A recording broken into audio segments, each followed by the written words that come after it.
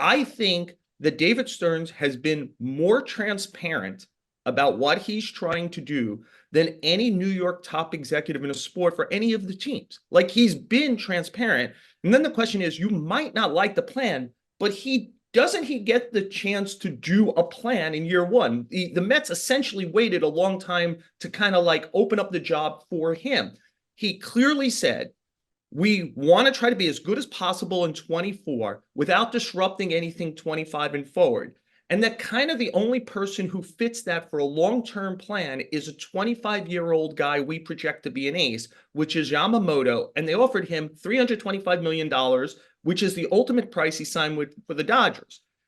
Everything else has fallen into the bucket of it doesn't disturb the long term.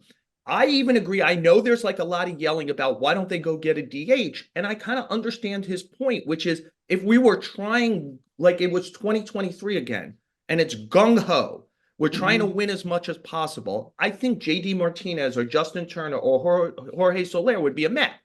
But part of this year has to be finding out about Vientos, has to be finding out about Beatty, because I do think they're going to go guns a-blazing starting in 25, and they need to know more about what they have here. I think he's been transparent about it.